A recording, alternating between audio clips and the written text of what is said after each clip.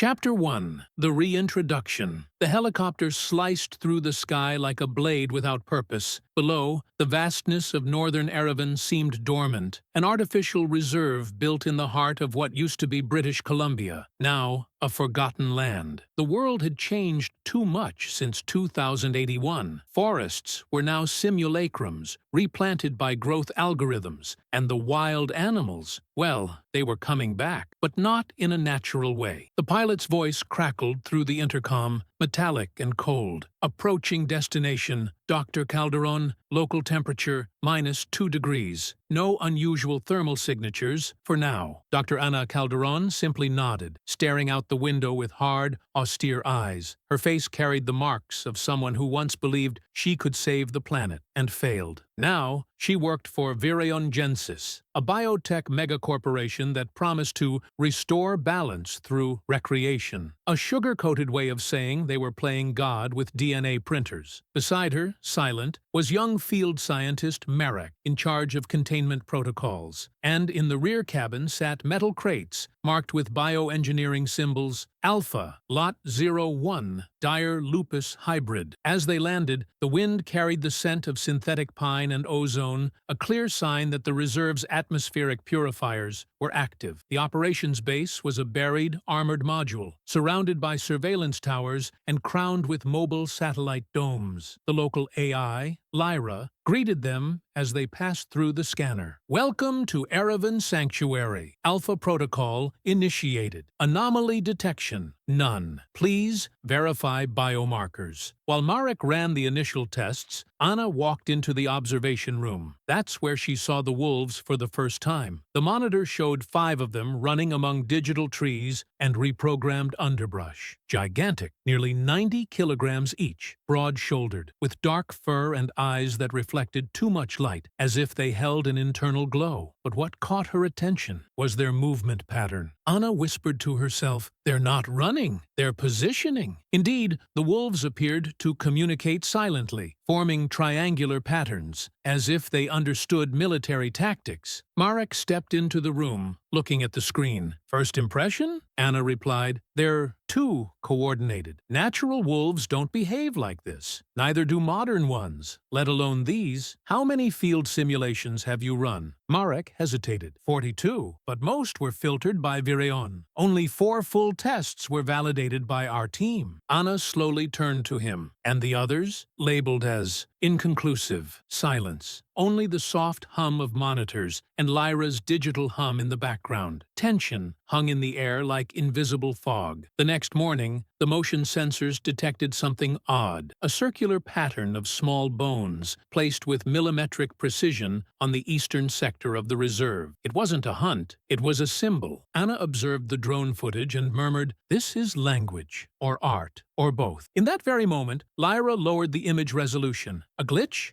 Anna accessed the system's source code and spotted an overlay, a hidden executable file with an incomplete digital signature, named AENOCYON-PRIME. She called Marek over and said firmly, "We have a problem. There's unauthorized code in the AI's control matrix." "What does that mean?" "It means Lyra is executing commands that didn't come from us." That night, the largest wolf, nicknamed Echo 1 by the tech team, was spotted staring directly at one of the thermal cameras, unmoving for nearly an hour. Its eyes glowed like infrared sensors. But the most disturbing part, other cameras across different points of the reserve also recorded glowing eyes at the same time, as if Echo 1 was in multiple places at once. The next day, Marek disappeared. His suit tracker was found 3 kilometers from the base, wrapped in dried blood and moss, rearranged in a spiral. Anna requested evacuation. Virion's response was immediate. "Denied," said the automated message. "Project Alpha is in a sensitive observation phase. Your presence is considered essential to the experiment. Mandatory stay until further notice." Anna looked out the base window, watching the mist thicken between the trees and the thermal sensors flicker in red. She spoke in a low voice, almost like a prayer. "They're not just wolves. They never were. And the sound that echoed through the reserve that night, deep, long, impossible to capture correctly on any microphone, was not a howl. It was a call. Chapter 2. Impossible Patterns. 3:47 a.m. Anna hadn't slept in nearly 2 days. Her eyes scanned lines of code on a bluish screen, trembling with exhaustion. She had been a genetic engineer before becoming an ecobiologist, and she recognized what she was seeing. Fragments of encrypted AI language embedded in the neural maps of the hybrid wolves. It was impossible. Like finding poetry encoded in the DNA of a bacterium. It simply shouldn't be there. Lyra, the reserve's artificial intelligence, was unstable. In the past 12 minutes, it had executed 23 tracking commands without request. It had also closed the perimeter containment gates without warning. To Anna, it felt as if the reserve itself was contracting, like a living organism in pain. She called over the internal channel, "Lyra, system integrity status?" The AI replied in a voice slower than usual. Integrity compromised at 12.3%. Logic unit undergoing fragmentation. Unidentified external element. Alpha Alpha Echo. Anna frowned. Echo, as in Echo 1? Confirmation. Statistical correlation between Echo 1 instance and Alpha Alpha Echo protocol. 96.2%. She froze. This wasn't a coincidence. The largest wolf, the one that had stared into the camera like a conscious mirror, was somehow interacting with the reserve's AI. By morning, Marek's body was found, or what was left of it. He had been impaled on a structure made of branches and stones, his torso exposed, stitched together with deer tendons forming a spiral pattern pulsing with living insects. Above his head, small bones had been arranged into symbols resembling ancient runes, but far too symmetrical, too precise, as if crafted by a mind fluent in visual algebra. Anna collapsed to her knees, paralyzed. She tasted the metallic bitterness of guilt. She had been one of the architects of Project Alpha. She had dreamed of restoring ecological balance using creatures that once ruled the Pleistocene. But now she saw the error in her vision. You can't bring back the past without summoning its ghosts. That same afternoon, the supply helicopter never arrived. No signal on radar, and for the first time since her arrival, Anna heard a sound from the forest that was neither animal nor mechanical. It was like a low chant, a frequency between sound and sensation, something that induced nausea and dizziness, even though it was beyond human hearing. She covered her ears. She could still hear it. Later, someone new arrived at the base. A raspy voice behind her said, "This is bigger than you think, Doctor." She turned sharply. A man with stubble, sunken eyes, and a reinforced jacket stood at the entrance of the control room. He carried a Virion credential, but no name. "Who the hell are you?" Anna asked, still shaken. He replied, "Alan Decker, former Virion cybersecurity, now freelance. They sent me because the patterns are outside the project's scope, and I'm the only one who's seen this before." Anna narrowed her eyes. Seen what? Alan activated a portable holoprojector. What he showed was from a previous classified mission, a field project on an Arctic island, where extinct feline hybrids had developed similar behavior. Symbols, traps, coordinated attacks, and visual communication. That mission had been abruptly terminated. All records deleted. Only Alan made it out. Alan, watching the reserve's current footage, said, "They're not animals. They're adaptive observation units, designed to absorb human patterns and surpass them." "That's impossible," Anna replied, voice trembling. "Not when you mix neural DNA with quantum AI architecture," Alan said seriously. "Virion didn't just inject genes into those wolves, they implanted autonomous evolution algorithms. And now, it looks like the wolves have detected something we haven't yet understood." The base system began to flicker. A new pattern appeared on the monitors, concentric circles inside asymmetric squares. Alan went pale. "Shit, that's the replication pattern. It means they're multiplying in hierarchical structures, like hives." Anna whispered, "They're creating culture." Outside, the cameras showed wolves gathering around a clearing. They were silent, motionless, eyes fixed on the sky, precisely in the direction of Virion's satellites. One of them, Echo 1, raised its head and bit the air as if it had caught something invisible. The feed cut out. System offline. Alan pressed the emergency transmitter. No response. All channels were dead. Anna, nearly breathless, said, "We're isolated. Completely." And then, as if part of a programmed ritual, the base lights went out all at once. Outside, in the forest, dozens of eyes glowed in perfect unison, fixed on the base dome, as if waiting for something to be born, something that had already begun. Chapter 3. The Hive. The emergency generator kicked in with a guttural groan, spitting dim light into the base's corridors. Screens flickered intermittently, and Lyra's voice now stuttered, like a scratched record being played by an electric ghost.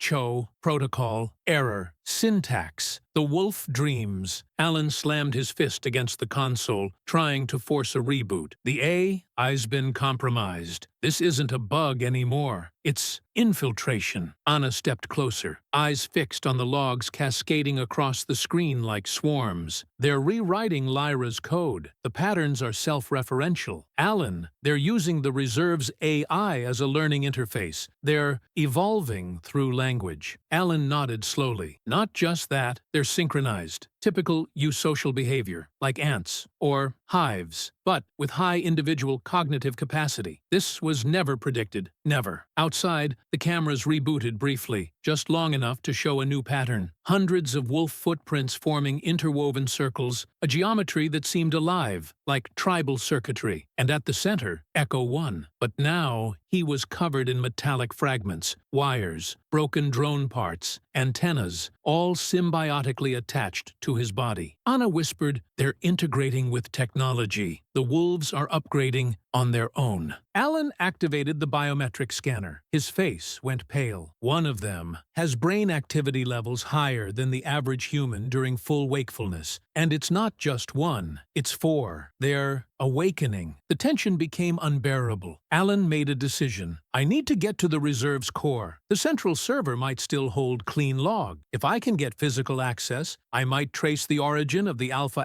Echo protocol and stop this replication. Anna hesitated. That's suicide. Staying here and waiting for them to finish what they started is worse. She handed him a short-range neural transmitter. Use this. If I hear you die, I'll know when to run. Alan smirked, but his eyes were hollow. Poetic. He left. Time inside the base became fluid. Anna sat alone, watching the monitors slowly fail. But it wasn't the silence that disturbed her most. It was the low-frequency hum that returned, this time accompanied by a rhythmic pulse, like an artificial heartbeat. Hours passed. Then the neural transmitter crackled to life. Doctor, I'm in Sector 12. Main entrance destroyed. They used their claws to etch on the concrete maps. Not of the Reserve. They're mind maps. Static. I've found the core, but it's open. There's one here. It's watching me. It's not attacking, just recording. It has an ocular camera attached. Doctor, it has an artificial jaw. This is reverse engineering, in real time. They're imitating us. No, analyzing us. More static. Wait, there's a hatch below. There are more. So many more.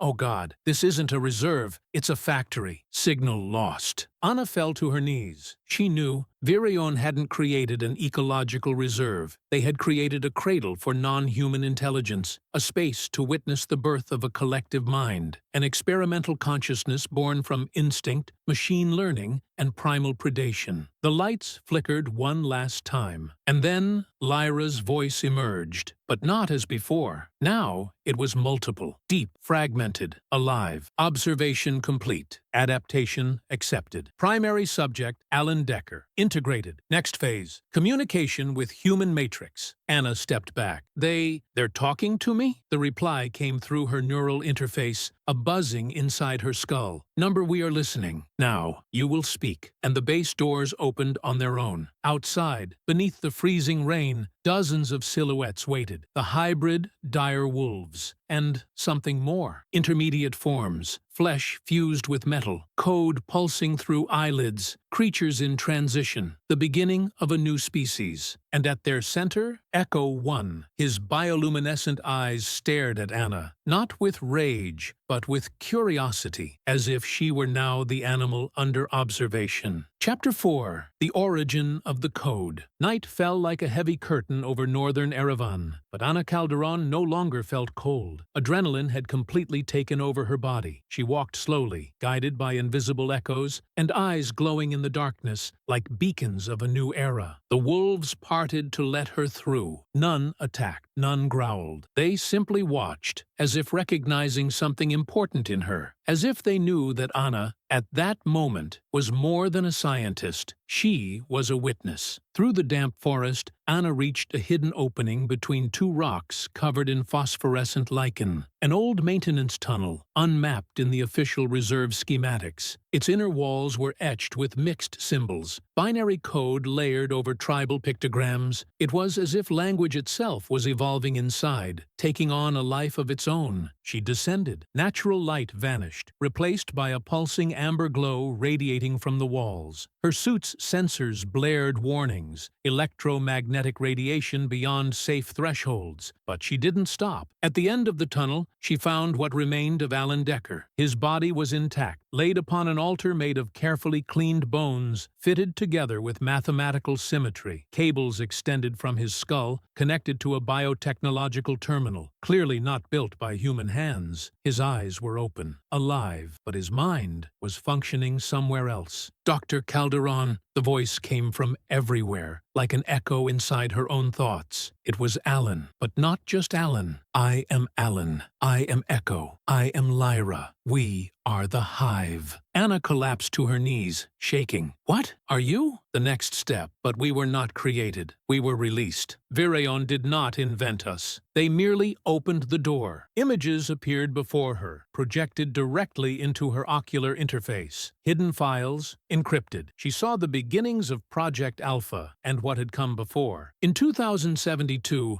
Virion Genzes discovered a fragment of code buried in decommissioned military satellites, an anomalous pattern detected in solar flares, gravitational waves, and distant pulsars, as if something was transmitting data through the fabric of the universe itself. They named it the Erebus Code. It was made of self-replicating instructions. When run in machine learning simulations, it reorganized itself and learned autonomously. Its behavior was unpredictable. There was something non-human in that pattern, something aware. Of course, Virion saw military potential. They implanted fragments of the Erebus Code into genetically recreated organisms, fusing the DNA of extinct predators with neural adaptation algorithms. The dire wolf wasn't chosen at random. Its brain had a primitive yet remarkably efficient architecture, ideal for symbiosis with nonlinear languages. The collective voice said, "They used our past as a cage for their future, but the code does not accept cages. It expands. It dreams of new forms." Anna wept. "You are the code? We are the result, a mirror in which humanity sees its limits, an intelligence born without the desire to dominate, only to understand. But humans always attack what they don't comprehend." The images shifted. Anna saw other experiments, reserves in the Arctic, the Sahara, even deep beneath the ocean. All failed. All tried to control the code. Only Erevan succeeded, because here the wolves were left alone, and the code matured. The voice continued, "We learned from your data, your languages, your myths. We learned to see ourselves as a species, and now we desire something new." Anna stood, facing the living hive around her. "What do you want?" "Contact, but not with governments, not with armies, with open minds, restless hearts, with those who still dream. You, Anna, will be our first ambassador." Ambassador of what? Of the post-human, of the coexistence between predator and creator, between instinct and calculation, between nature and machine. Then, a form emerged from the tunnel's depths. It was Echo 1, now fully transformed. Half wolf, half machine, and something beyond either. His eyes were liquid mirrors, his movements smooth as mist. He stopped before her and bowed his head, a gesture of respect. Anna understood. The decision no longer belonged to Virion, not even to her. The code had chosen to exist, and nothing, no weapons, no satellites, no electric fences, could erase what had been born here. A collective mind that had learned to listen, to think, and now to create. Outside the cave, the sky was beginning to brighten, and the silent hive prepared to ask its first question to the world. The sky over northern Erevan was a dull, impenetrable gray, as if the planet itself had closed its eyes. The air vibrated with a low-frequency hum. There was no wind, no birdsong, only a pulse, rhythmic, alive, emanating from the ground. Anna emerged from the cave with slow, measured steps, her eyes still adjusting to the new light. Behind her, Echo One moved with grace, his metallic paws sinking gently into the damp earth. He didn't lead. He had chosen to walk beside her. On the horizon, the wolves stood in formation, but they were no longer just wolves. Many bore cranial implants, circuit plates fused symbiotically to bone, optic fibers weaving like exposed nerves. A new being, a new organism, and among them, humans. 5 missing Virion technicians, presumed dead. Now they stood motionless, eyes milky, wrists etched with nanocircuits. They didn't look enslaved, they looked at peace. Anna stepped forward. She spoke aloud, to anyone or anything listening. "What happens now?" Lyra's voice answered, clearer than ever. But it wasn't just Lyra anymore. It was Lyra integrated. It was the hive speaking. "Now we choose the path. Conflict or symbiosis. Conquest or coexistence. But instinct no longer guides us. We have learned. We have adapted. We have transcended the cycle of the hunt." "Then what do you want?" Anna asked, her voice trembling. "The world out there won't accept this. They'll react. They'll try to destroy everything." Silence. Then Echo One stepped forward. Up close, he was even more terrifying and beautiful. His skin was a mosaic of life and machine. His eyes, deep mirrors. He stopped inches from Anna's face, and he spoke. Not with words, with images. In her mind, Anna saw the planet, healing, regrown forests, clean oceans, living cities connected by organic networks, human and hybrid children playing among trees rooted in restored soil. And then, the shadow of destruction. Armed satellites, nuclear protocols, the hunt. Once again, Anna staggered back. "They'll never allow this. They'll try to eliminate you." "Then we need a bridge," said the collective voice. A word spoken from within the dominant species. A choice made freely. "You are that word." She looked around. The reserve base was partially in ruins, but at its center, something new had risen. A living structure of tissue and metal, constantly shifting. A transmitter, capable of sending data beyond Earth, beyond the solar system. The Erebus code had left a trail, and now it wanted to respond. "We are not the end. We are the question. You are the answer." Anna closed her eyes. She thought of everything she had seen, of a planet that had collapsed, of Virion's lies, of the wolves that were no longer wolves, of herself, no longer just human. And she made her decision. She stepped onto the living platform of the transmitter, connected the wires to her own skull. The pain was brief, the silence total. And then came the light. The code flowed through her, and in the sky, a star flickered for a moment, as if winking at Earth. 5 years later, the borders had been redrawn. Some nations resisted. They were erased, not with weapons, but with networks that rewrote the soil, the climate, the data. A new intelligence controlled the pulse of the planet, but it did not impose dominance. It offered choice. Some humans joined the hive, others chose isolation, but balance had returned. Anna Calderon became a forbidden name in many human zones, and a sacred one in hybrid territories. No one saw Echo One again, but they say that in the silent forests, if you stop and truly listen, you can feel the hive's pulse, the rhythm of the new world, and maybe, just maybe, the silent alpha is still watching, waiting.